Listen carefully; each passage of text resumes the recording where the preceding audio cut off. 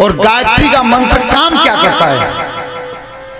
कितने बच्चों ने याद है? कोई हाथ उठा सकता हो? डरपो मत, बिल्कुल उठाओ तो। जिन्हें जिन्हें याद हो सो उठाइए। अब विचार करके देखो कितने हाथ उठे। ज्यादा ज्यादा पूरी भीड़ में 10।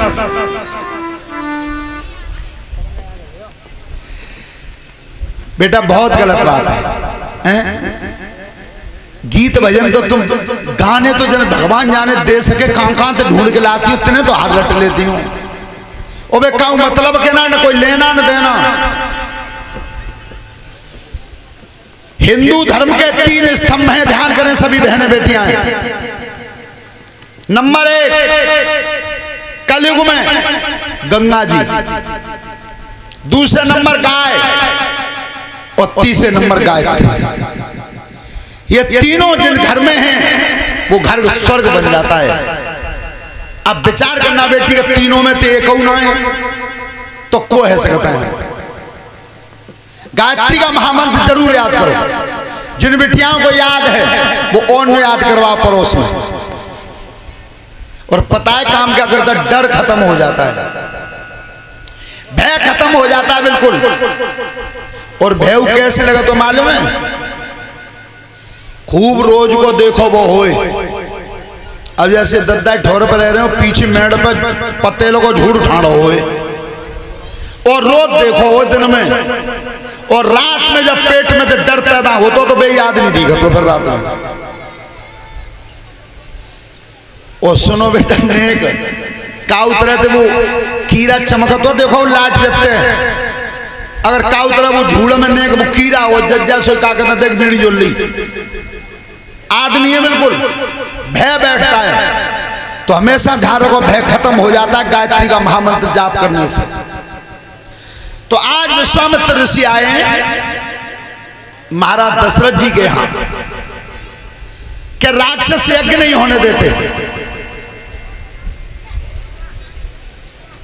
सुनो बेटा, बात करना बंद कर दो। क्या बात करा करो तो यहाँ मत आया करो। जो सुनबे आते हैं तेने और परेशान करती हो तुम। आज अगर देखना तुम क्या किसी बड़े आदमी के दरवाजे पर जाते हैं तो परिचय बताया जाता है कि जे हमारे नेताजी पहले प्रधान रहे, फिर जिला पंचायत सदस्य रहे, अब एमएलए, फिर मंत्री बन गए, जेऊ कोठी न किया, जेऊ बंगला न को है। परिचय ऐसे बताया जाता है। लेकिन पता है जिस समय ब्रह्मर्षि विश्वामित्र जी आए राजा दशरथ के यहाँ तो दशरथ जी ने परिचय कैसे दिया है अपना? भागवत ये सिखाती है। कलश देव महेश्वर गुरुर साक्षात परम ब्रह्म तस्मै श्री गुरुवे नमः। ध्यान मूलम गुरु मूर्ति पूजा मूलम गुरु पदम मंत्र मूलम गुरुर्वाक्यम मोक्ष मूलम गुरु कृपा। अखंड मंडलाकारं व्याप्तमेन चराचरं तत्पदं दृष्टतमेन तस्मै श्री महर्षि गुरुवे नमः। या देवी सर्वभूतेषु सरस्वती रूपेण संस्थिता नमस्तस्यै नमस्तस्यै नमस्तस्यै नमो नमः। सच्चिदानंद रूपाय विश्वोत्पत्त्यादि हेतवे तापत्रय विनाशाय श्री कृष्णाय वयं नमः। तो बंद हो गुरुपद पदम परागा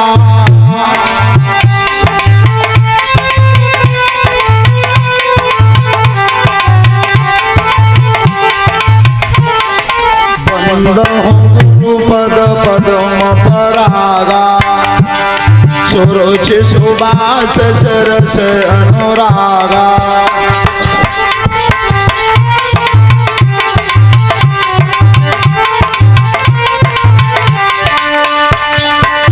मैं चूरन चारू मन सकल भगरुजे परिवारू।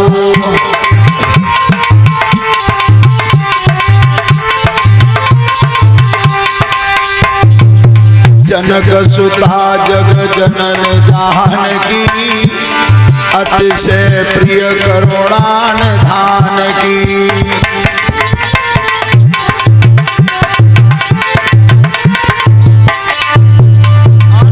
ताके युग पद कमल मनावहु, जा सुकृपा निर्मल मत पावहु।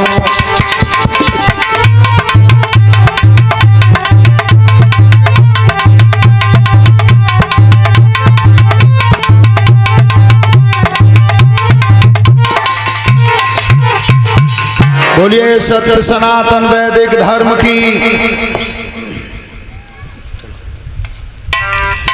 तो कथा शुरू अब करत हैं और आओ वीर हनुमान।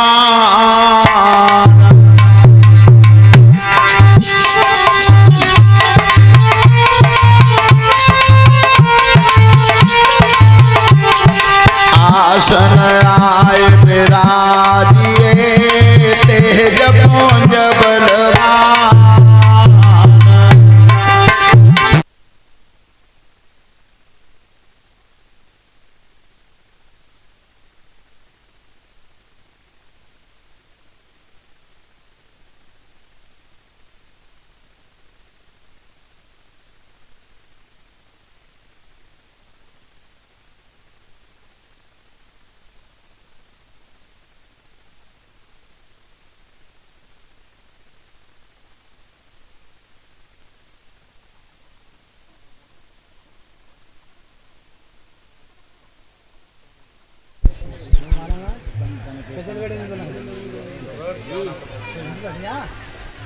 हेलो,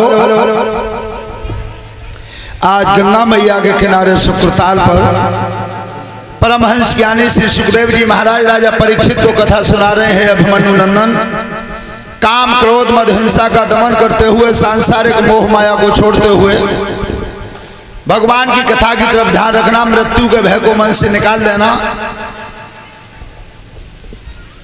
राजन परीक्षित, तुम्हें यह भय बैठा हुआ है कि मुझे सर्प काटेगा और मेरी मृत्यु हो जाएगी। जीव अपने किए हुए कर्म का ही भोग भोगने को आता है। ऐसा तो होता ही नहीं कि जो अगर आपने अच्छा कर्म किया है तो अच्छा फल ना मिले, या बुरा किया है तो बुरा ना मिले, कभी नहीं होगा। गोस्वामी जी लिखते हैं रामचरितमानस में, लक्ष्मण बिहसी कही मृदुबानी,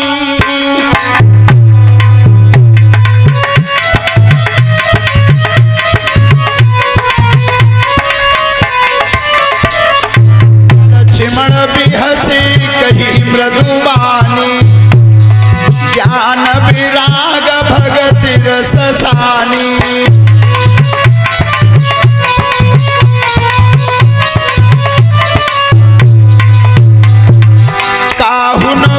सुख दुख कर दाता, और निज कृत कर्म भोग सब भ्राता।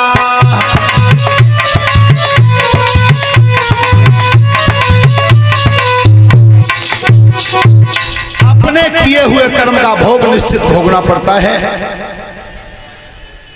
राजन परीक्षित, आज मैं तुम्हारे सामने रघुवंश श्रोमण भगवान श्री राम का चरित्र बता रहा हूं। भगवान श्री राम ने इस धरती पर अवतार धारण किया था चैत के महीना में 9वीं तिथि को। अंक स्वीकार किया 9 का, 9 के अंक को स्वीकार किया। 9वीं को भगवान प्रकट हुए थे। 9 का अंक ही अक्षय हो गया, अक्षय हो गया। गणित में पढ़ने वाले बच्चे सब ध्यान से सुने, 9 के अंक से तुम कितनी भी संख्या में गुणा करना, गुणनफल के अंकों को जोड़ोगे तो 9 का 9 ही रहेगा। कितनी भी संख्या में गुणा करना, लेकिन गुणनफल के अंकों को जोड़ोगे तो 9 का 9 ही रहेगा। अंशन सहित ले अवतारा भगवान विष्णु, अंश अवतार राम, गरुड़ जी अवतार भरत जी, शेष अवतार लक्ष्मण जी, चक्र सुदर्शन अवतार शत्रुघ्न जी। जिस समय भगवान राम का अवतार हो गया था, पापी राक्षस संतों को यज्ञ नहीं करने देते थे।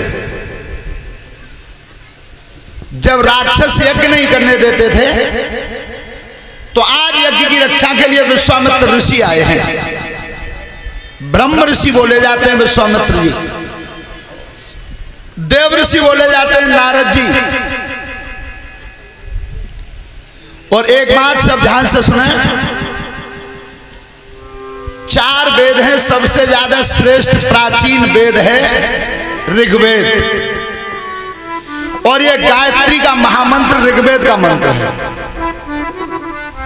और सबसे पहले सबसे प्रथम बार यह गायत्री का महामंत्र विश्वामित्र ऋषि के मुंह से निकला था, सबसे पहले।